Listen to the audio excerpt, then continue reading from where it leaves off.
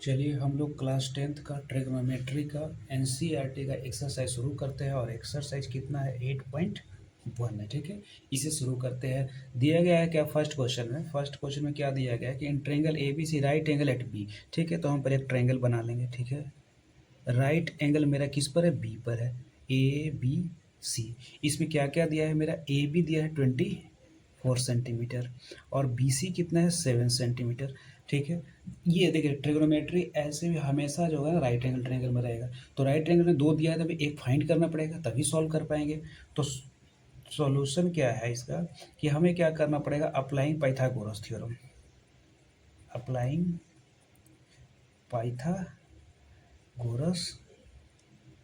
Theorem. तो Pythagoras theorem जानते ही होंगे, H A square is equal to P square plus B square. ये हो जाता है एच, ये हो जाता है पी और ये हो जाता है बी।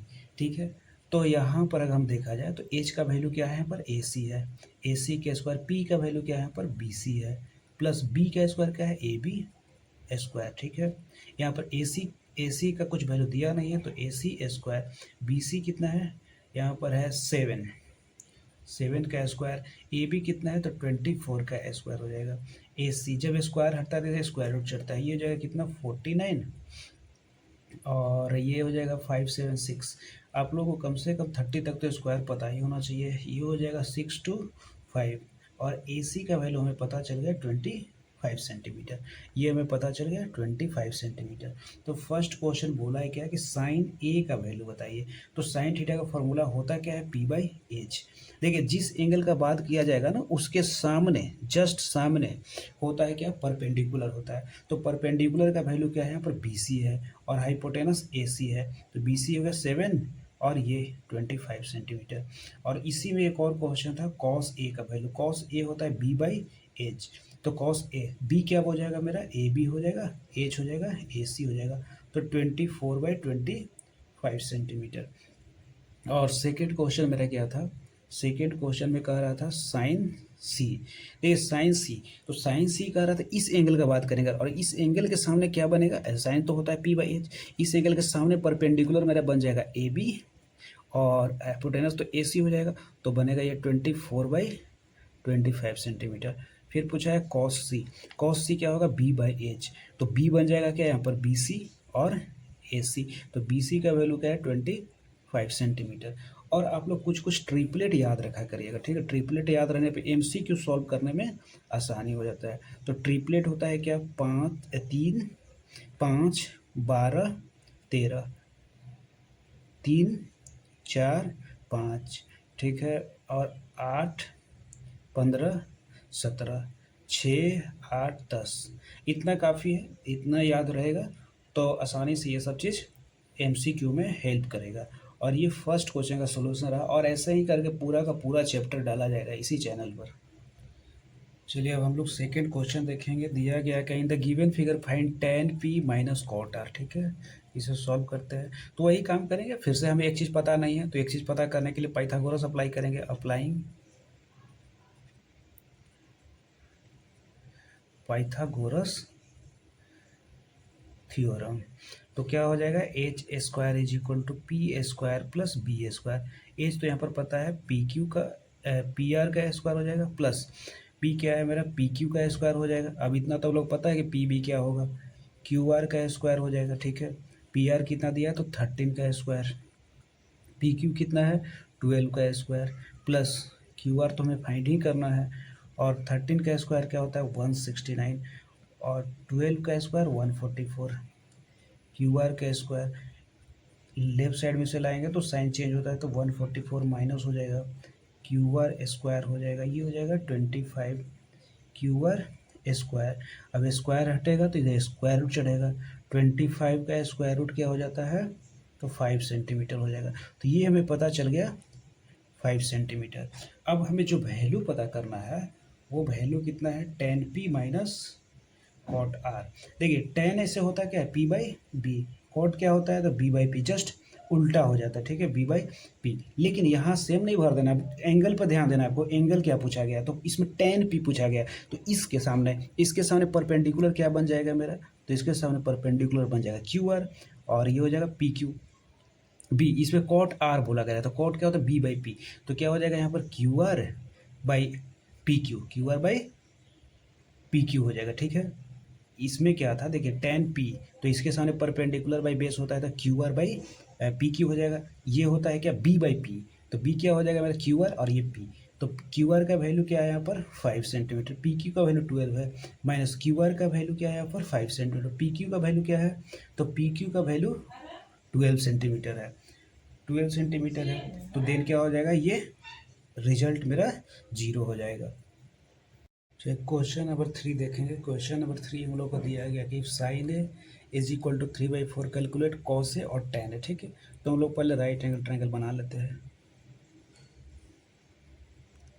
ए बी सी, देखिए हम लोग को दिया गया है क्या, sine A is equal to 3/4 दिया है, तो साइन ए हमको पता है क्या होता है P by H, P by H, तो पी बाई एच इसके सामने ए का बात हो रहा है तो इसके सामने परपेंडिकुलर है, तो परपेंडिकुलर बन जाएगा 3 हम लोग को, ठीक है। और एच बन जाएगा क्या, यहाँ पर एच का बात हो रहा है क्या बन जाएगा यहाँ पर 4, एच बन जाएगा हम लोग का 4, तो हमें तो ये भी पता करना है, तो वही बात अप्लाई करेंगे by applying Pythagoras theorem, by applying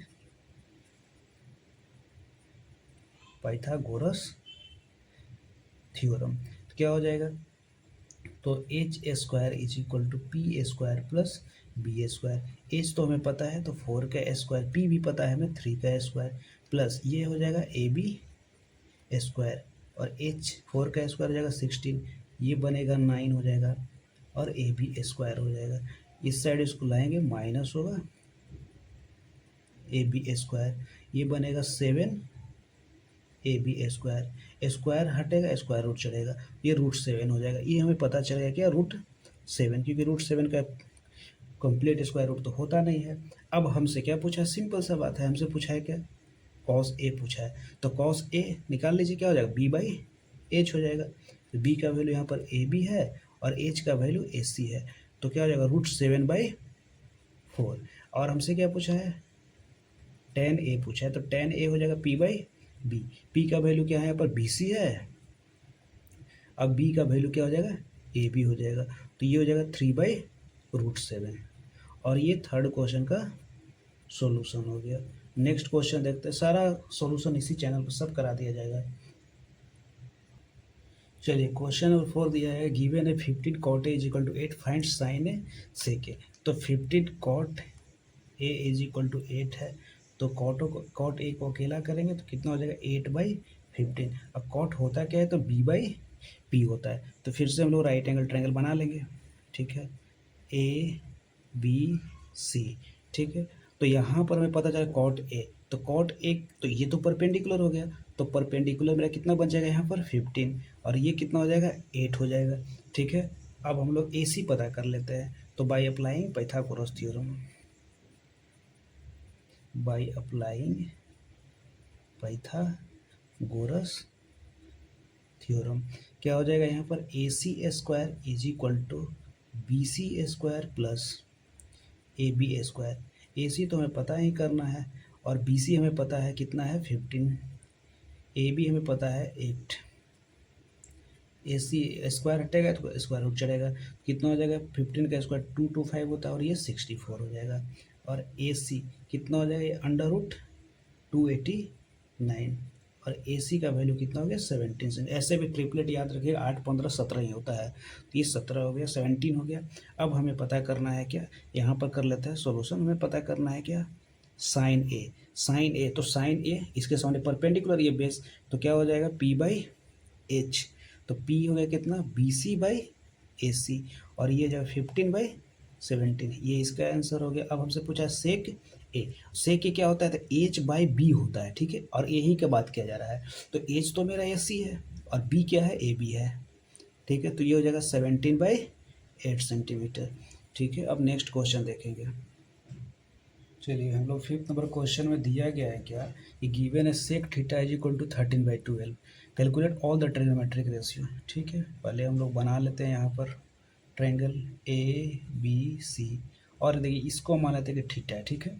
theta के सामने क्या हो जाएगा, परपेंडिकुलर, और ये बेस और ऐसे लॉन्गर साइड हमेशा से हाइपोटेनस होता है। तो दिया गया है मेरा क्या, sec theta is equal to 13/12, और सेक थीटा होता क्या है, तो h/b, ठीक है। अगर आपको ट्रिपलेट पता रहता तो 5, 12 और 13 होता है। तो खैर हमें निकाल के देखेंगे, ऐसे सॉल्व तो हमको करना है, उसके लिए MCQ में होता है। तो ये 13 सेंटीमीटर।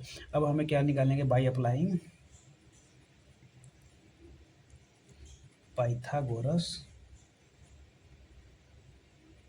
थ्योरम। क्या हो जाएगा यहाँ पर, तो AC² is equal to BC² plus AB², ठीक है। ये AC² हो गया, BC तो हमें पता ही करना है, BC² प्लस AB का वैल्यू क्या है, 12 का स्क्वायर है, और यहाँ AC का क्या दिया है, 13 का स्क्वायर है। क्या हो जाएगा, ये BC², 12 का स्क्वायर होता है 144, ये बनेगा 169, इधर इसको लाएंगे तो माइनस हो जाएगा 144, ये बनेगा BC², 169 में से 144 चला गया, 25 बचेगा, ये BC²। अब देखिए इधर से स्क्वायर हटेगा, इधर स्क्वायर रूट चलेगा, तो 25, ये क्या हो जाएगा 5 सेंटीमीटर। अब हमें BC पता चल गया 5 सेंटीमीटर। अब हमें सारा ट्रिग्नोमेट्रिक रेशियो पता करना है, कर लेंगे। पहले पता कर लेते हैं साइन ए, मतलब साइन थीटा पता कर लेते हैं। तो साइन थीटा क्या हो जाएगा, P/H, P क्या है, BC/AC, ये बनेगा 5/13।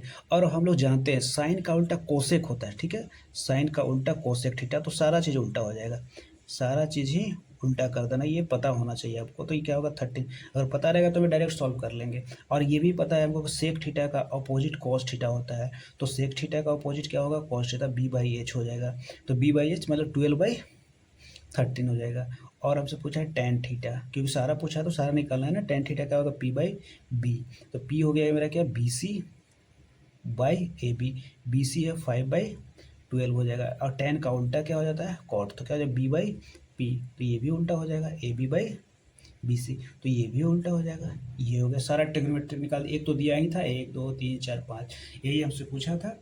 और ये एक्सरसाइज 8.1 का ये 5th क्वेश्चन है। अब नेक्स्ट क्वेश्चन देखते हैं हम लोग।